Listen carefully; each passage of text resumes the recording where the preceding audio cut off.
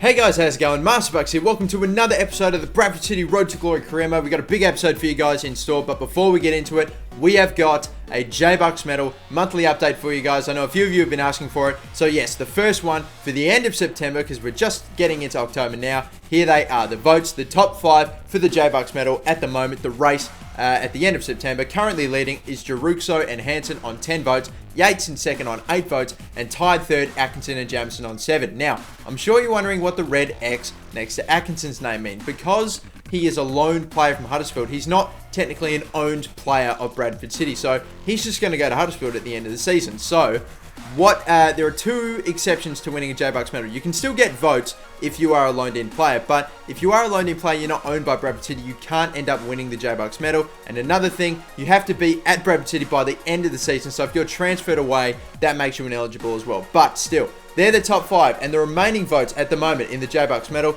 we've got 7 votes for Morozo, he's also tied third, 6 for Bennett and McArdle, 5 for Doyle and Pinto, 4 for McLean, 3 for Bates, Reed and Stead, and 2 votes to Davies, McHugh and Meredith, with a total of 15 games played so far. So after 15 games, our leaders are Hansen and Jeruxo, our 2 strikers, both on 10 votes. So that's not too bad. And yeah, we got plenty more games to go. We're about maybe a third, or I'd say a third of the way through our season at the moment. But that's how we're going at the moment. And we're going to do one of those at the end of every single month from now on. We tally up the votes for how they're going at the moment. And normally what I do is for May, or for the last couple of months, or for the last month or two, I decide not to do anything, as we nearly concede there. I don't show you the votes for the last month or two, so that way there's a little bit of suspense. You never know if a player's about to have really good games. I'll still tell you the votes at the end of every game, we just won't tally them up. So maybe you can do the counting yourself, but yeah. Or maybe I won't even do the votes, I don't know. It's actually up for debate. As a matter of fact, in my previous J-Bucks medal Road to Glory career mode, I don't think I actually told you the votes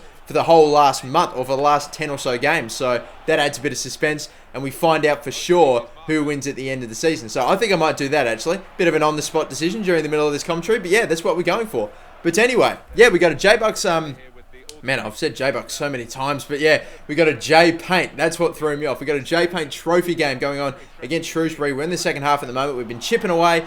Shrewsbury Town have been chipping away. We give away a stupid penalty. I expected when I went for that slide tackle, he'd swing around, not just straight forward, but it was a penalty right on the edges of the box. Eves is going to take it. Are we knocked out? Not just yet. 60th minute, he's hit the crossbar. We just knock it away out for a corner. I'd rather you just kicked it over the out over the sideline, but no, it didn't happen, and the corner actually resulted in a shot, in a header that actually was not too far away from going in the net, but hopefully my goalkeeper had it covered. But a through ball sent away McLean. He's on the ball. He's got someone in front of him. He fake shots, goes around, gets tackled. He's got space, shoots and blows the shot. And now we've got almost no time left to go. McLean missing there. And with less than 5 minutes to go, we are about to enter red time. Stoppage time any minute now. Pinto, we pass. Hansen, again, another pass. We switch. We go wide with Yates. A shot. Good contact. Good goal. Top right-hand corner. He's left it to the 88th minute. But that is exactly the time when you should be scoring, if any. And that is fantastic. He's put it beyond maybe all doubt with that goal. A great shot. Great contact. Top right-hand corner, out of the reach of the keeper,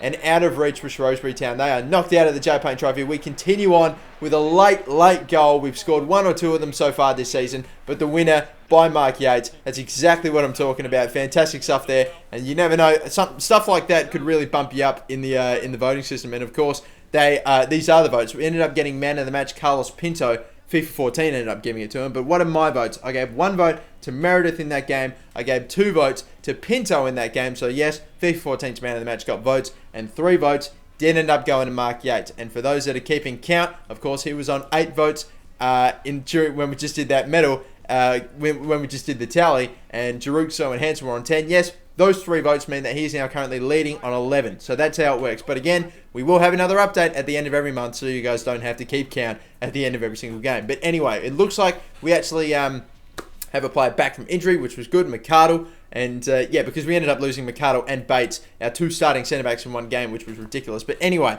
having a look at some of the players in here, we got Danny Ward, Jack Colback, Dan Gosling, and Matthew Briggs, who are 4 players from England that I'm very interested in potentially signing.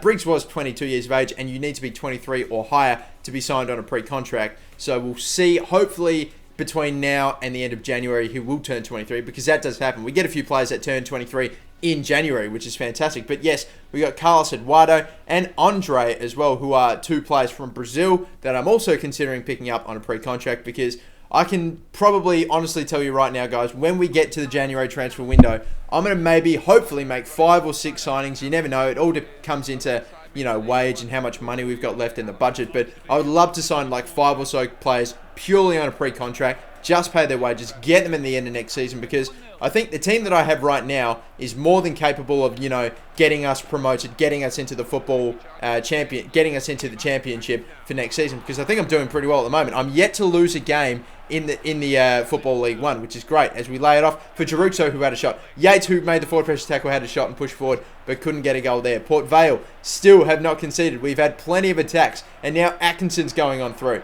He takes a touch. Can we get something? Yeah, good pass into Hansen, and Hansen gets taken the fuck out by the goalkeeper. No foul, no penalty, and we continue on still. 25th minute, another cross from Darby, who's pushed up forward. Jeruxo laid it back for Hansen, who tried a little bit of a scissor kick, a bit awkward one at that, and it was blocked, and it still goes out over for a corner. And could we finally, after attack, we were dominating this game. It goes over the back of the defender, and a shot was saved, it must have been kicked right into the goalkeeper's body there, straight at his torso. But a good save from Jamison, my keeper.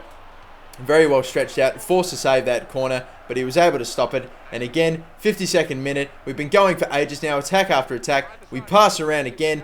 Hansen, looks like he was trying to have a shot, but the defender stepped in the way. Slide tackle, forward pressure, we come up with it. Hansen, Jeruxo, still going. Another tackle. Yates passes all the way back to Darby. We're just keeping possession here. Darby still on the ball, trying to find something. Gets to Jeruxo. Jeruxo to Yates. Yates lays it off for Darby, who's pushed up forward. He unloads from miles out. Top left-hand corner. Darby scores a sensational goal in the 56th minute.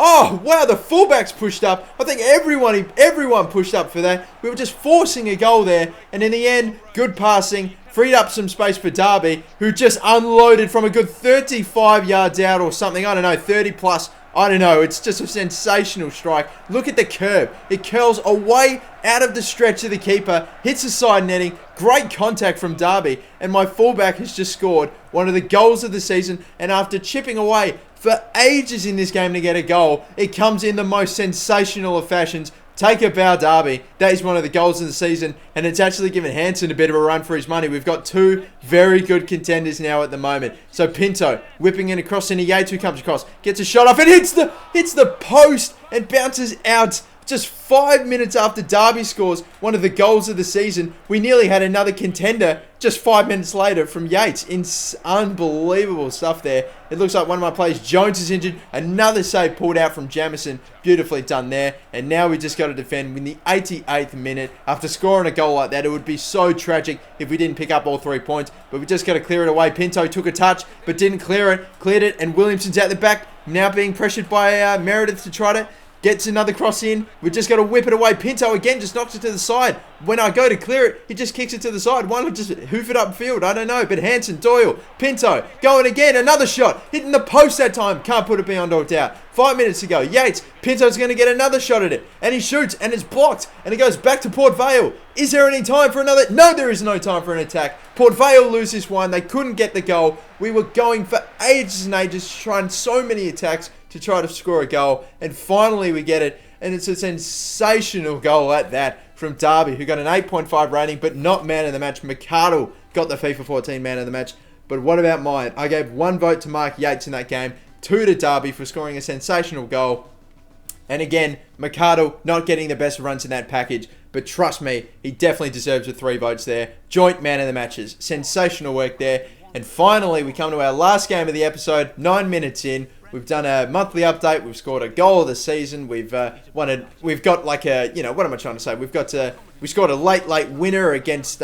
Shrewsbury in the J Payne Trophy. This episode has potentially maybe had it all, as we see the League One table at the moment. Bristol City are on top. They are just dominating at the moment. They've yet to lose a game, and neither have we. We're the only 2 undefeated teams in the Football League One at the moment. But, yeah, they have only drawn one of their 11 games, or 12 games. It's actually, it's ridiculous how good they're going at the moment. But we clear it away.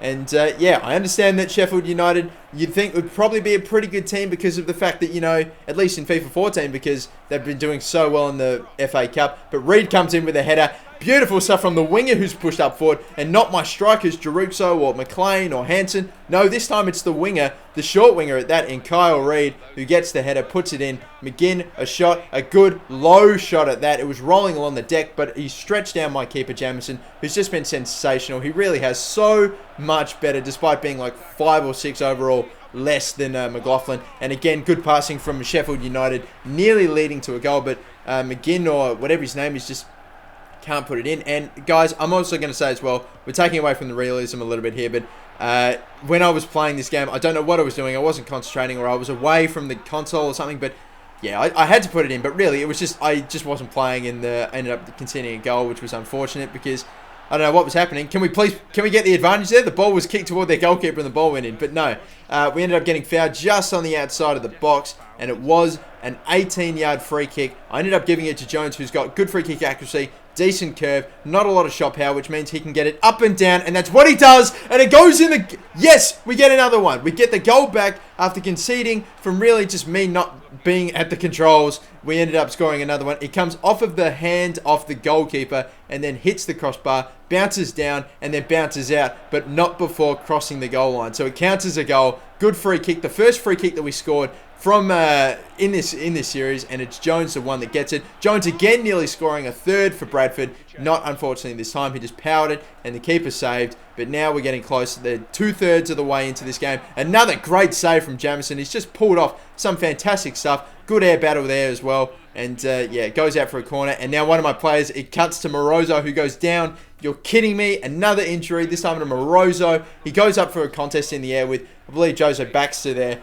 And again, what is it? Like, we've lost 3, maybe even 4 players to injuries that have gone up for a header with an opposition player, and they've landed awkwardly, and then they've become injured. It's happened at least 3 times this season when, you know, we're just barely over the third of the way through our season, but a cross in, and then it's, oh wow, another goal of the season attempt from McLean there, and had it been on target, I don't know if the keeper would have stopped it, but that would have been, I reckon that maybe could have been goal of the season, almost just, you know, just put it in the bank, but nah, it didn't happen that time. And Reed getting the man of the match from FIFA 14, and damn, if only that goal had gone in, that would have been sensational. But yes, let's see the votes for the last game there. We ended up giving 1 vote to Morozo, who did actually go off injured, but he played very well. We gave 2 votes to Jones for scoring a nice free kick, and my man of the match is also FIFA 14's man of the match, Kyle Reed, getting the 3 votes. So that's going to do it for the games in this episode. We'll have another episode, episode 8, coming out soon. Morozo's going to be out for an entire month as well with a sprained knee. But before we leave you guys, I'll let you all know,